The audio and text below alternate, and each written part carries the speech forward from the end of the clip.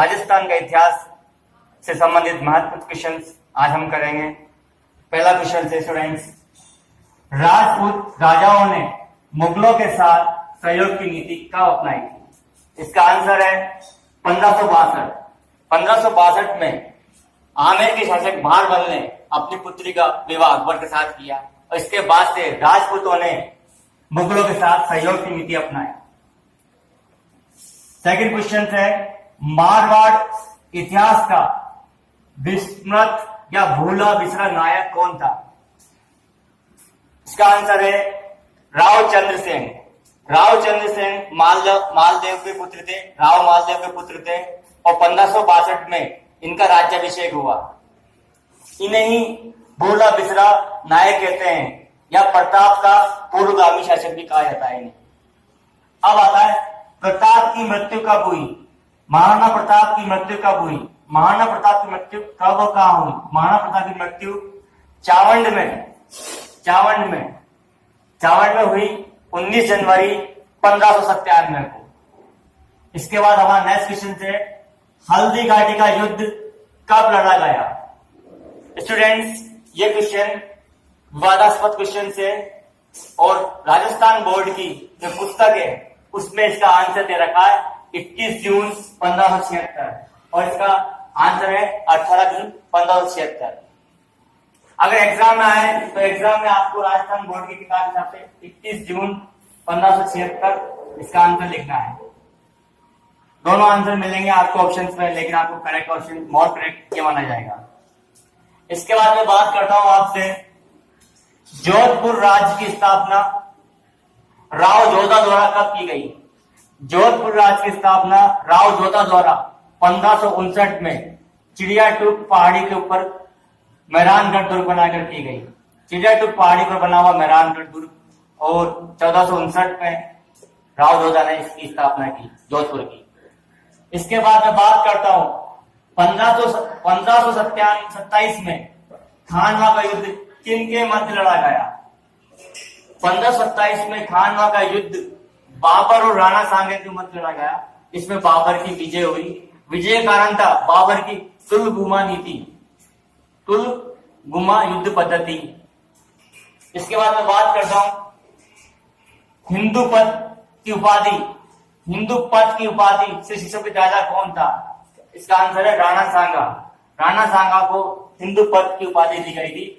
राणा सांगा के नेतृत्व में समस्त राजपूत रियासतों के शासकों ने एक होकर बाबर का मुकाबला किया था, लेकिन दुर्भाग्य से इस युद्ध में राणा सांगा की हार हुई।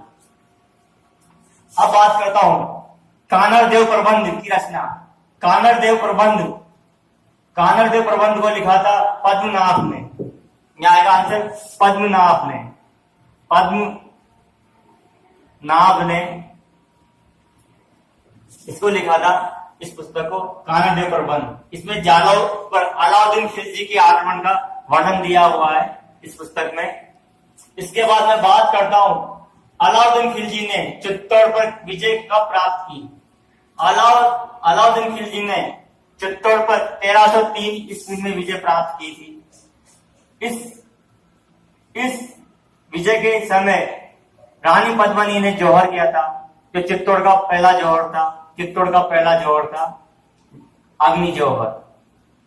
इसके बाद मैं बात करता हूं पृथ्वीराज रासो की रचना है। पृथ्वीराज रासो चंद्रवरदाई की रचना है, जो इसका दरबारी कवि था और इसका मित्र भी था। चंद्रवरदाई ने पृथ्वीराज रासो की रचना की है और इस पुस्तक को इसके बाद के पुत्र ने पूरा किया। अलाउद्दीन ने रणथंभौर पर विजय प्राप्त की। अलाउद्दीन खिलजी ने रणथंभौर पर कब विजय प्राप्त की? तो 1301 ईस्वी में अलाउद्दीन खिलजी ने रणथंभौर पर विजय प्राप्त की। इस समय रणथंभौर का शासक हम्बीरदेव चौहान था।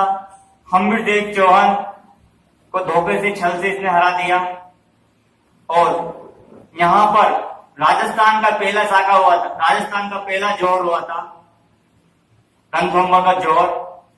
यहां पर जो जोहर हुआ था हम्बी देव चौहान की पत्नी रंगा देवी के नेतृत्व में हुआ था। रंगा देवी और देवल देव ने जौहर किया था। रंगा देवी ने के नेतृत्व में जौहर हुआ। ये जौहर जल जौहर था, जल जौहर था। जौहर दो प्रकार के होते हैं, अग्नि जौहर और जल जौहर।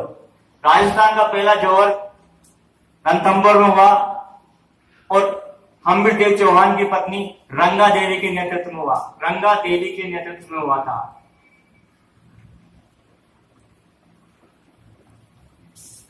इसके बाद मैं बात करूंगा गोविंद प्रथम चौहानों की नई शाखा की स्थापना कहां पर की थी। गोविंद देव सर्वप्रथम ने चौहानों की नई शाखा की स्थापना कहां की थी, किस जगह की थी? वो जगह थी रणथंभौर। रणथंभौर में गोविंद प्रथम ने चौहानों की नई शाखा की स्थापना की थी। और जो गोविंद प्रथम था ये पृथ्वीराज तृतीय का पुत्र था। इसके बाद इसने रणथंभौर पर अपनी नई शाखा की स्थापना की। चंद्रवरदायी ने राजपूतों की उत्पत्ति मानी जाती है। चंद्रवरदायी ने राजपूतों की उत्पत्ति मानी, किससे मानी?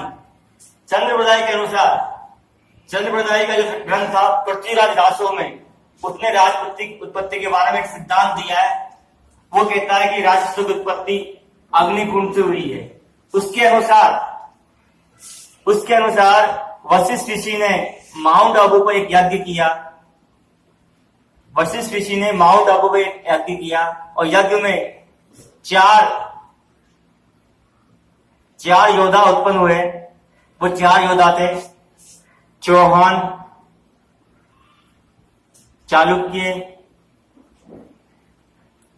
चालुक्य, परमार और प्रतिहार।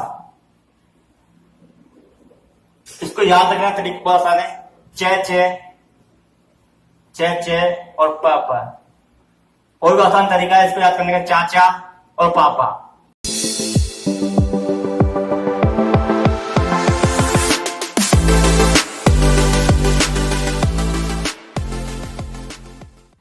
चौहान और चालुक्य, परमार और प्रतिहार, चार योद्धा अग्निकुंड से उत्पन्न हुए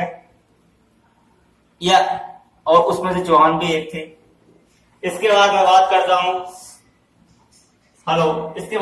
करता हूं खानवा के युद्ध में कछावा वंश का कौन सा शासक राणा सांगा के साथ था। तो खानवा के युद्ध में कछावा वंश का कौन सा शासक राणा सांगा के साथ था? पृथ्वीराज, जो आमेर का नरेश था, आमेर का राजा पृथ्वीराज खानवा के युद्ध में राणा सांगा की ओर से लड़ा था।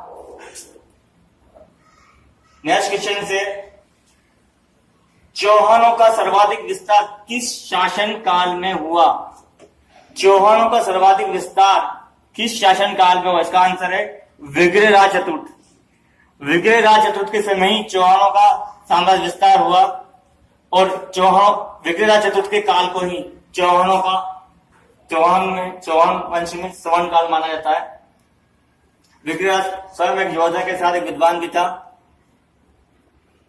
नेक्स्ट क्वेश्चन है, राजकीय कवि सोमदेव किसके दरबार में थे? कवि सोमदेव भी विग्रहराज चतुर्थ के दरबार में थे। इन्होंने ललित विग्रहराज नामक ग्रंथ लिखा। इसके बाद आता है ख्वाजा मोहिउद्दीन चिश्ती किसके शासन काल में आए थे? ख्वाजा मोहिउद्दीन चिश्ती पृथ्वीराज चौहान तृतीय के समय में आए थे। इसके बाद नेक्स्ट